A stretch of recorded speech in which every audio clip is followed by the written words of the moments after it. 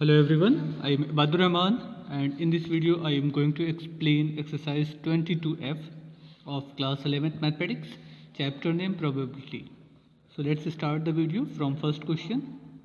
In a single throw of two coins, find the probability of getting both heads or both tail. First we will discuss about some theorem related to this exercise, then we will back to the exercise 22F. So let's start from theorem. In your book page number 37, given here theorem number 1, if A and B are mutually exclusive events, then PA intersection B is equal to 0. Mutually exclusive events means ऐसी दो events जिसमें से कोई एक events ही possible हो. Means जैसे हम कह दें कि हमने एक कॉइन को टॉस किया तो आपको या तो हेड मिल सकता है या तो टेल मिल सकता है. ऐसा नहीं हो सकता कि आपको दोनों रिजल्ट एक साथ मिल जाए. तो यहाँ पर जो इवेंट हेड है या इवेंट टेल है, ये दोनों में से कोई एक ही काम हो सकता है. तो ये दोनों इवेंट आपके क्या कहलाएंगे? म्यूचुअली एक्सक्लूसिव इवेंट्स कहलाएंगे. और इसमें कुछ कॉमन नहीं होता. ऐसे दो इवेंट जिसके बीच में कुछ भी इंटरसेक्शन नहीं हो, कुछ कॉमन ना हो, तो वो इवेंट आपकी म्यूचुअली एक्सक्लूसिव इवेंट्स कहलाएगी. And the probability of mutually exclusive events when both are occur, if suppose both are occur simultaneously, so its probability will be 0. Intersection भी 5 है तो इसकी प्रोबेबिलिटी क्या हो जाएगी? 0 हो जाएगी. अच्छा, और कुछ थ्योरम देख लेते हैं इसी बेसिस पे. ये थ्योरम बहुत इंपॉर्टेंट है. If A and B be two mutually exclusive events connected with random experiment, then the probability of occurrence of event A or B means दो में से कोई एक हो is the sum of probability of the events A and B. Thus probability of A or B is equal to PA plus PB. means इस दोनों में से किसी एक काम के होने की probability क्या होगी? PA plus PB होगी. हम लोगों ने एक रिलेशन देखा था ना, PA union B is equal to PA plus PB minus PA intersection B. तो ए इंटरसेक्शन बी की वैल्यू 0 होती है. सो सिर्फ आपको क्या बचा? P A union B is equal to P A plus P B. यहाँ पे देखिए इवेंट ए एंड बी के बीच में कुछ भी कॉमन नहीं है. तो इस तरीके के अगर म्यूचुअली एक्सक्लूसिव इवेंट्स होती है तो उस दोनों इवेंट में से किसी एक के होने की पॉसिबिलिटी क्या होगी? ए यूनियन बी से इंडिकेट की जाएगी and which is equal to the sum of probability of first events plus probability of second events. तो ये मेन फॉर्मूला है, मेन थ्योरम है जिस पे हम लोग इस एक्सरसाइज के क्वेश्चन को सॉल्व करेंगे. आइए फर्स्ट क्वेश्चन को देखते हैं किस तरीके से लगेगा. Now first question, first part. In a single throw of two coins find the probability of getting both heads or both tail. Means पहली इवेंट क्या है? दोनों पे हेड आए. और सेकेंड इवेंट्स क्या है? दोनों पे टेल आए. तो आइए देखते हैं किस तरीके से क्वेश्चन सॉल्व होगा. पहले सैम्पल स्पेस बनाते हैं, फिर event A and event B के सेट बना लेंगे. उसके बाद देखेंगे उनकी प्रोबेबिलिटी क्या होती है. फिर हम लोगों को जो प्रोबेबिलिटी निकालनी है वो किसकी? Both heads or both tail की. So let's see the solution of first question, first part. अब देखिए जो आपका क्वेश्चन में कहा गया है, in a single throw of two coins, अगर से टू कॉइन्स हैं उनको थ्रो किया जाए तो कौन कौन सा रिजल्ट आपको मिल सकता है. पहले उसके लिए हमको एक सैम्पल स्पेस बनाना होगा. अच्छा, प्रोबेबिलिटी के क्वेश्चन को ज़्यादा शॉर्टकट मत लगाइएगा. ये क्वेश्चन इजी होते हैं. अगर से 3 मार्क्स या 4 मार्क्स का क्वेश्चन है, आपने ज़्यादा शॉर्टकट लगा दिया तो इस टिप मार्किंग में आपका नुकसान हो जाएगा. तो वो काम नहीं करिएगा. आइए सबसे पहला काम तो इसको हम सॉल्व करते हैं कि सैम्पल स्पेस जब हम बनाएंगे तो कौन कौन से सेट हमारे, कौन कौन से रिजल्ट हमारे आउटकम्स मिल सकते हैं. तो पहला तो ये हो सकता है दोनों पे आपको हेड मिल जाए, हेड कॉमा हेड, इस तरीके से हो सकता है. या तो ऐसे हो सकता है एक पे हेड आए दूसरे वाले पे टेल आ जाए, ये भी पॉसिबिलिटी है. ऐसे हो सकता है कि टेल आए और उसके बाद हेड आ जाए, तो ये भी पॉसिबिलिटी है. और एक काम ये हो सकता है कि दोनों पे आपको टेल मिल जाए. तो इतने तरीके से हम लोगों को रिजल्ट मिल सकता है. Head head, head tail, tail head and tail tail. तो प्रोबेबल टोटल आउटकम्स कितने हो गए आपके पास? एन एस हो गए 4. ठीक, कितने एलिमेंट हैं इसमें? 4 एलिमेंट हैं. First, second, third and fourth. अब जो इवेंट है आपके पास, suppose two events as A and B. तो इवेंट ए क्या है? फर्स्ट उन्होंने बोला बोथ हेड, तो सिर्फ ये वाले रिजल्ट आउटकम्स मिलेगा तब आपका फेवरेबल इवेंट्स कहलाएगी. और इवेंट बी क्या है? Both tail. इसमें क्या होगा? टेल कॉमा टेल मिलेगा, तब ये कहेंगे कि आपको दोनों पे टेल मिल रहा है. तो या तो ये काम होगा या तो ये काम होगा, दोनों एक साथ नहीं हो सकते। तो ये इवेंट्स किस तरीके की हुई? म्यूचुअली एक्सक्लूसिव इवेंट्स हुई। इसमें कितने एलिमेंट है? इसमें सिर्फ एक एलिमेंट है, और बी में कितने एलिमेंट है? Only one element.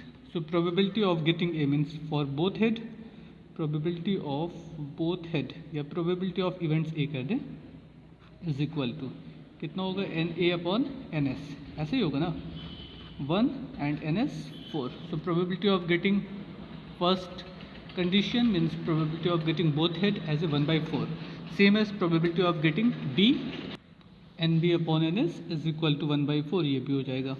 अब आपसे क्वेश्चन में कहा गया है find the probability of getting both heads और बोथ टेल्स। सो दो में से कोई एक ही काम हो सकता है, या तो इवेंट ए पॉसिबल है या तो इवेंट बी पॉसिबल है। मीन्स ये नहीं हो सकता है कि इवेंट ए और इवेंट बी दोनों एक साथ हो जाए, या तो दोनों पे हेड आएगा या तो दोनों पे टेल आएगा। तो ये इवेंट्स किस तरीके की? आपकी म्यूचुअली एक्सक्लूसिव इवेंट्स है। और म्यूचुअली एक्सक्लूसिव इवेंट्स के लिए हमने क्या कहा है? अभी थ्योरम देखा था, first probability of A union B is equal to sum of probability of both events means P A plus P B. अगर हम P A and P B की वैल्यू पुट कर दें तो क्या हो जाएगा? 1/4 plus 1/4 is equal to 2/4 means 1/2। तो दोनों में से किसी एक काम होने की प्रोबेबिलिटी क्या हो गई? 1/2। तो ये आपका इस तरीके का क्वेश्चन है। बट बेटर है कि यहाँ पे आप लिख दीजिएगा event A and B as a mutually exclusive event, so P A union B is equal to P A plus P B. वो स्टेटमेंट एंड डिटेल्स आप अपना कर लीजिएगा, वो मेन टॉपिक नहीं है, लेकिन वो होना चाहिए आपके सोल्यूशन में जब बोर्ड एग्जाम की कॉपी में आप इसको लिखेगा या एनुअल एग्जाम की कॉपी में आप लिखते हैं। Now second part, a die is thrown twice, find the probability that the sum of two numbers obtained is 5 और 7। अब देखिए क्वेश्चन में ये कह रहा है कि एक डाई को दो बार फेंका जाता है, मीन्स पहली बार फेंका जाए और दूसरी बार उसको फेंका जाए, तो जो रिजल्ट मिलेगा ऊपर की तरफ आपको, उसमें जो सम आएगा, मतलब first event and second outcomes का जो सम होगा, sum of two numbers obtained is 5 और 7, मीन्स उनका सम या तो 5 हो और या तो फिर 7 हो। सो let's see the solution of second part of question number 1। देखिए आपसे क्वेश्चन में कहा गया है ए डाई इज थ्रोन ट्वाइस। तो सबसे पहला काम, अगर हम किसी डाई को थ्रो करेंगे तो कौन कौन से रिजल्ट आपको मिल सकते हैं, तो उसका सैम्पल स्पेस बनाना है। टोटल आउटकम्स हमारे पास कितने होंगे? 36 होंगे। अब उस 36 आउटकम को हम कैसे बनाएंगे, थोड़ा सा खाली यहाँ समझ लेते हैं, क्योंकि हर बार ये काम आपको नहीं करना है, सिर्फ आपको शॉर्टकट का कुछ स्टेप यहाँ पे अप्लाई कर दीजिएगा तो काम हो जाएगा, लेकिन समझाने के लिए कर रहा हूँ। सपोज़ फर्स्ट डाई पे आपको 1 मिला और सेकेंड वाले पे भी 1 मिल गया। ये भी हो सकता है ना, फर्स्ट पे आपको 1 मिले, सेकेंड वाले पे सेकेंड मिल जाए, या फर्स्ट पे 1 मिले, सेकंड वाले पे थर्ड मिल जाए। इस तरीके से आपको 1 के साथ टोटल कितने रिजल्ट मिल सकते हैं? 6 रिजल्ट मिल सकते हैं। कौन कौन से मिलेंगे आइए वो भी देख लेते हैं। देखिए ये टोटल आपको मिल सकते हैं अगर फर्स्ट वाले पे 1 आएगा तब। इसी तरीके से अगर फर्स्ट डाई पे 2 आ जाए और सेकंड पे 1 मिल जाए, या फर्स्ट पे 2 आए सेकंड पे 2 आ जाए, तो ऐसे 6 रिजल्ट आपको और मिल सकते हैं ना। या ऐसे कह दिया जाए कि फर्स्ट पे 3 आ जाए और उस पर सेकेंड पे 1 आ जाए, या फर्स्ट पे 3 सेकेंड पे 2, इसमें भी आपको टोटल 6 रिजल्ट मिल सकते हैं। इसी तरीके से पहले पे 4 आए फिर 1 आ जाए, या 5 आए 1 आ जाए, 6 आए 1 आ जाए, तो हर रिजल्ट के साथ आपको जो रिजल्ट मिलेगा, हर आउटकम्स जो मिलेगा, कॉम्बिनेशन मिलेगा आपको, वो कितने मिल जाएंगे? 6। हर सेट के साथ 6 आपको मिलेगा। ठीक है ना, ये बात आई थिंक समझ में आई होगी।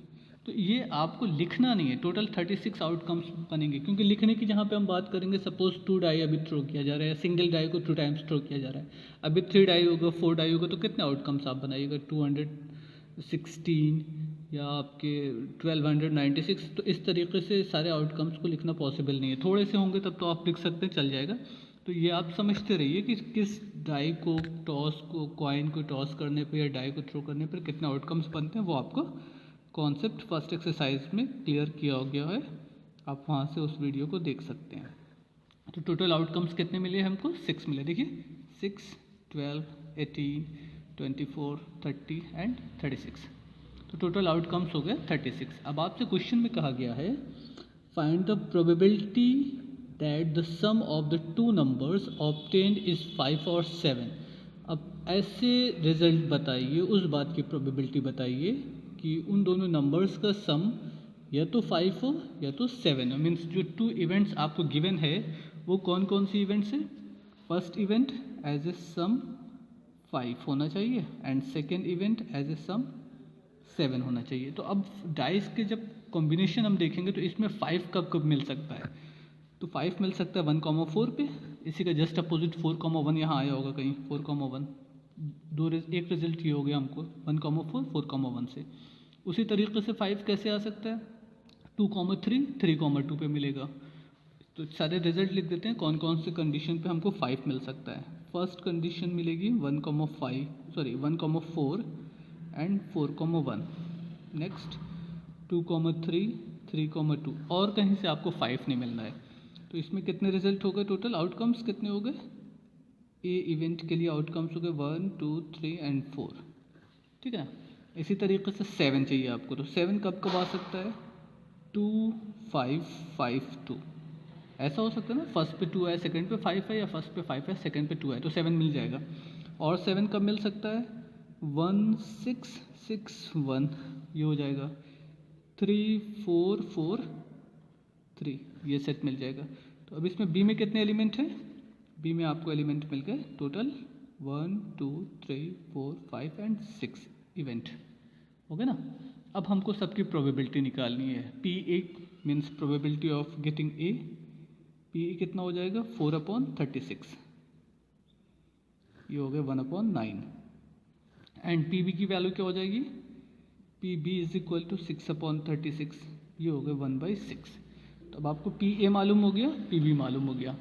अब आपसे क्वेश्चन में कहा गया था find the probability of getting sum of 2 number 5 और है ना, इसलिए यूनियन का यूज होगा 5 और 7 means probability of getting A और B is equal to P A plus P B. क्यों प्लस होगा, क्योंकि दो में से एक ही काम होगा। अगर से सम 5 है तो 7 नहीं हो सकता, और if the sum of 2 numbers as a 7 then it is not possible to sum as a 5। तो दो में से एक ही काम होना है, तो ये इवेंट आपका किस तरीके से कहलाएगा, mutually exclusive events. And for mutually exclusive events probability of getting any one number A और B is equal to P A plus P B.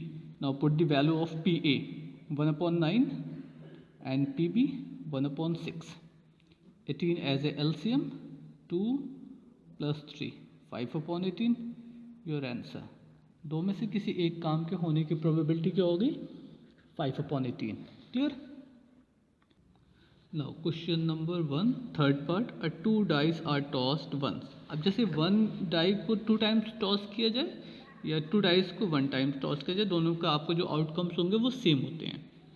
Find the probability means 36 outcomes होंगे। Find the probability of getting even number. अब even number कौन कौन सी है आपकी on first die और the total of 8। अब यहाँ पे जो इवेंट है वो पहली कंडीशन ये है कि फर्स्ट डाई पे इवन नंबर होना चाहिए। तो टोटल आउटकम्स आपको 36 मिलते हैं, तो उसमें फर्स्ट डाई पे 18 आ जाएंगे इवन के साथ और 18 आ जाएंगे ऑड के साथ। तो टोटल फर्स्ट कंडीशन कितनी हो गई, जो फर्स्ट कंडीशन है उसमें आपको 18 वो एलिमेंट मिलेंगे। एंड 8 जैसे अभी हम लोगों ने 5 या 7 का सम देखा, उसी तरीके से आप सम ऑफ 8 के लिए कंडीशन बना लीजिएगा, आपको ये रिजल्ट मिल जाएगा। Clear. Now question number 2 we will discuss in another video.